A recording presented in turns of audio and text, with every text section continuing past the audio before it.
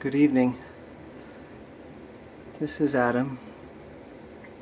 I feel like a spiritual anarchist, so I wanted to share with you something special and some coincidences. I got a new book from my friend Bob. He calls it Bob's Gospel, or the Not So Holy Bible.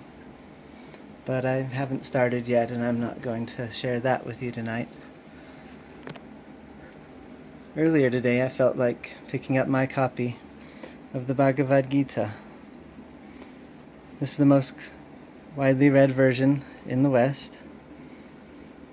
It's actually very short, but the author has very well done explanations of every verse, which makes it quite thick.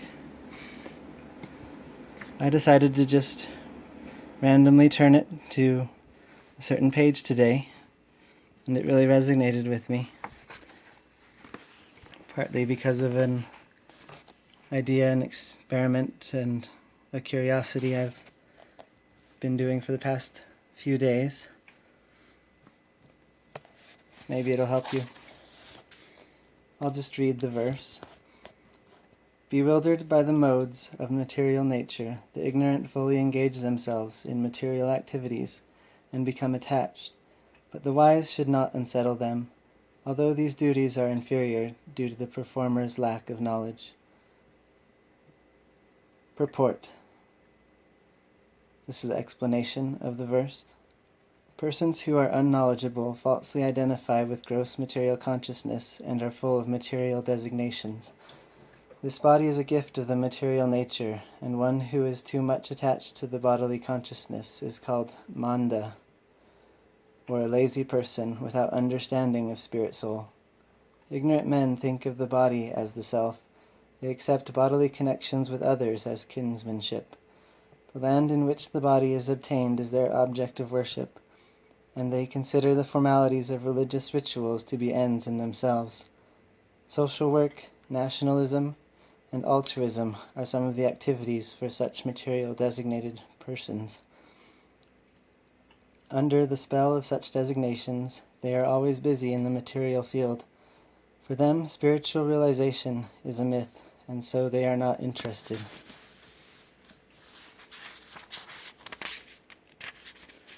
Those who are enlightened in spiritual life, however, should not try to agitate such materially engrossed persons. Better to prosecute one's own spiritual activities silently. Such bewildered persons may be engaged in such primary moral principles of life as nonviolence and similar materially benevolent work. Men who are ignorant cannot appreciate activities in Krishna Consciousness, and therefore Lord Krishna advises us not to disturb them and simply waste valuable time. But the devotees of the Lord are more kind than the Lord because they understand the purpose of the Lord. Consequently, they undertake all kinds of risks, even to the point of approaching ignorant men to try to engage them in the acts of Krishna consciousness, which are absolutely necessary for the human being.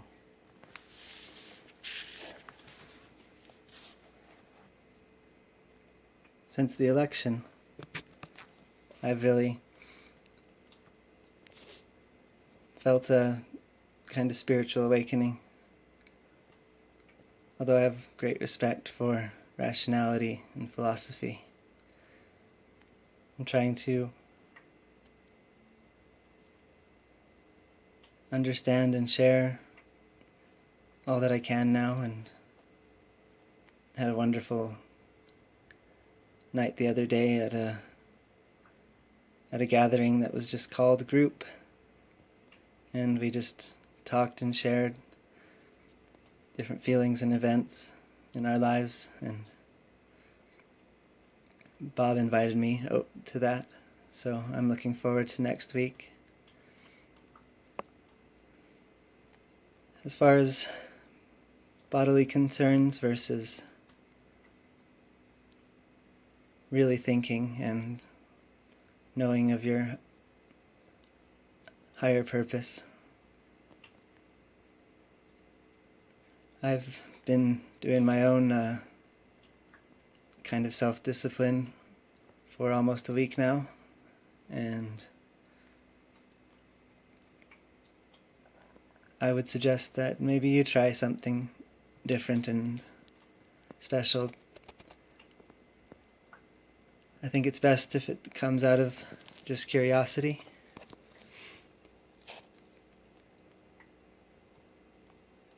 Like a spiritual fast for a whole day, or even a few, or a week. When I was in the LDS church, I never could seem to fast for more than a morning, which didn't hardly count. So it was really special to fast that other day that I shared a few bits of a comic in relation to We Searcher being banned from Twitter. So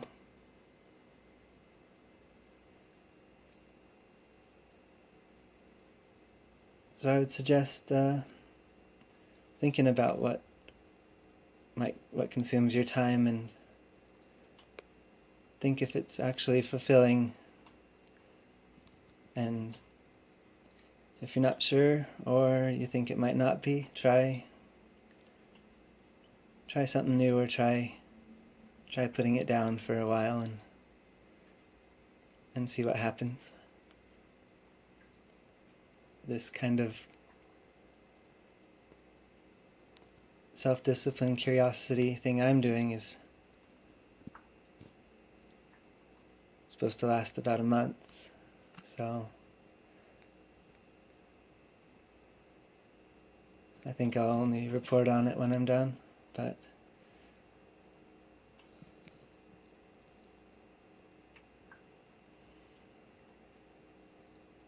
thank you for your time tonight.